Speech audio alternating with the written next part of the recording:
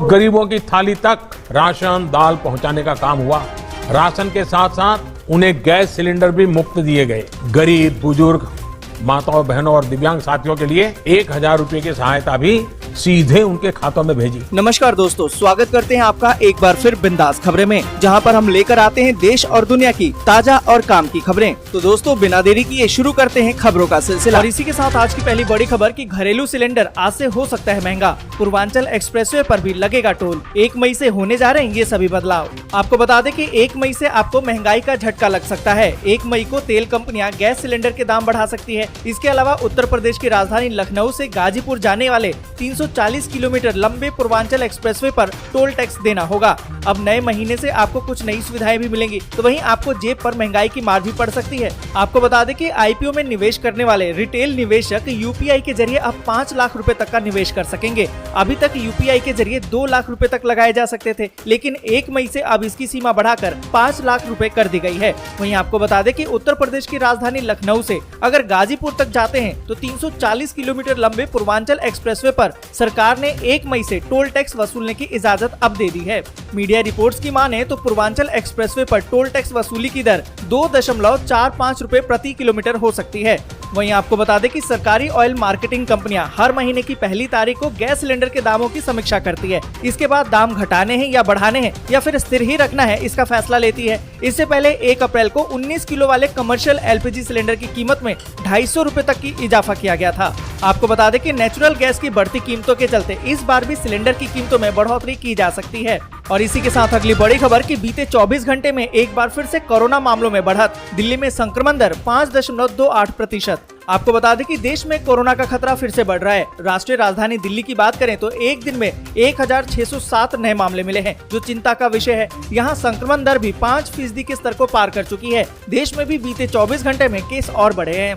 केंद्रीय स्वास्थ्य मंत्रालय की रिपोर्ट के अनुसार 8 बजे तक अपडेट आंकड़ों के अनुसार बीते 24 घंटे में 3688 नए कोरोना संक्रमित मिले हैं और इसी 24 घंटे में ही 50 और लोगों की मौत हो गई है। वहीं सक्रिय मरीजों की संख्या बढ़कर अब 18,684 हो गई है। और इन सभी के बीच अगली बड़ी खबर कि मई में 11 दिन बंद रहेंगे बैंक, जाने कब और कहां रहेगी छुट्टियां। आपको बता दें कि मई के महीने में ईद, परशुराम जयंती, बुद्ध पूर्णिमा जैसे त्योहारों की वजह से 11 दिन बैंक बंद रहेंगे। महीने की शुरुआत इस बार छुट्टी के साथ हो रही है। 1 मई को रविवार की वजह से बैंक बंद रहेंगे। 2 मई को कोच्चि और तिरुअनंतपुरम में ईद उल फितर की वजह से बैंक बंद रहेगा। और आपको बता दें कि 3 मई को भगवान परशुराम जयंती है। इस दिन रमजान ईद भी है। साथ ही आपको बता दें कि अक्षय तृतीया भी इसी दिन है। तो इस वजह से अगरतला, अहमदाबाद, बेलापुर, बेंगलुरु, भोपाल, भुवनेश्वर, चंडीगढ़, चेन्नई, देहरादून, गंगटोक, हैदराबाद, जयपुर, लखनऊ, कोलकाता, मुंबई, नई दिल्ली, पटना, पणजी, रायपुर, शिमला, श्रीनगर में बैंक कर्मियों की छुट्टी रहेगी। महीने की आखिरी छुट्टी रविवार की वजह से 29 मई को रहेगी। इस दिन भी बैंक बंद रहेगा। और इसी के साथ अगली बड़ी खबर कि भीषण गर्मी के बीच पंजाब में बंद होंगे स्कूल। इस तारीख से लगेगी गर्मी की छुट्टियां। आपको बता दें कि उत्तरी भारत में कई राज्यों में भीषण गर्मी का प्रकोप है। इसके चलते आम जनजीवन प्रभावित हो गया है। तेज गर्मी को देखते हुए पंजाब ने भी सभी स्कूलों को 14 मई से गर्मी के कारण छुट्टी करने का निर्णय लिया है। आपको बता दें कि पंजाब के सभी स्कूलों में 14 मई से गर्मी की छुट्टियां होंगी। मुख्यमंत्री भगवंत मान ने ट्वीट करके इसकी जानकारी दी है और लिखा है कि अचानक गर्मी की लहर से हजारों अभिभावकों और शिक्षकों के सुझाव को ध्यान में रखते हुए पंजाब के सभी स्कूलों को 14 मई से गर्मी की छुट्टी करने का निर्णय लिया गया है। आपको बता दें कि मार्च अप्रैल महीने में ही देश के अलग अलग हिस्सों में भयंकर गर्मी पड़ रही है। और इसी के साथ अगली बड़ी खबर कि इनकम टैक्स पेयर भी ले रहे हैं पीएम किसान सम्मान निधि का फायदा। 3 लाख से अधिक अपात्रों से होगी अब वसूली। आपको बता दें कि उत्तर प्रदेश में 3 लाख से अधिक अपात्र ऐसे हैं जो प्रधानमंत्री किसान सम्मान निधि का लाभ ले रहे हैं। इनमें उन किसानों की भरमार है जो आयकर दाता है। साथ ही मृतक किसानों और गलत खातों में भुगतान के भी प्रकरण अब सामने आए हैं। आपको बता दें कि सरकार ने इनसे धन वसूलने के लिए 3 महीने का समय तय किया है। इसके बाद FIR दर्ज की जाएगी और अन्य सख्त कदम भी उठाए जा सकते हैं। तो दोस्तों, अगर आप भी पीएम किसान के लिए अपात्र किसान हैं, तो आपने भी अगर इसका फायदा लिया होगा तो आपसे भी वसूली की जाएगी। अगर ऐसा है तो आप कमेंट करके जरूर बताएं। और इसी के साथ अगली बड़ी खबर कि दशकों बाद भारतीय गेहूं के किसान काट रहे हैं चांदी। केंद्र सरकार की भी बल्ले बल्ले।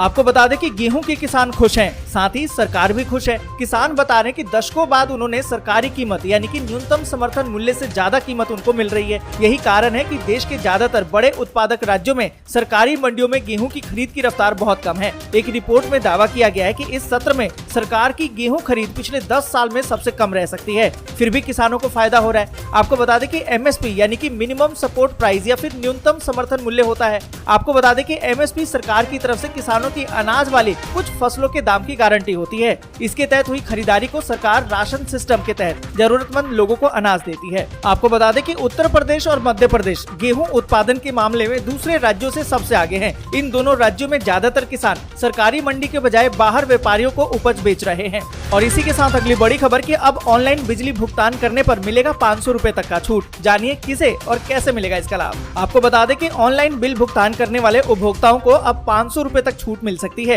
ये राशि सीधे बिल की कुल राशि में से कम हो जाएगी। इसका लाभ अप्रैल से दिया जाने लगा है। आपको बता दें कि अभी तक ये छूट न्यूनतम 5 रुपए से लेकर अधिकतम 20 रुपए तक मिलती थी, जिसे बढ़ा दिया गया है। इसका लाभ 16 जिलों के उपभोक्ता ले सकेंगे। इसके दायरे में भोपाल के 4.5 लाख उपभोक्ता भी आएंगे, जो बिजली बिलों की राशि का ऑनलाइन भुगतान करके ये लाभ प्राप्त कर सकते हैं।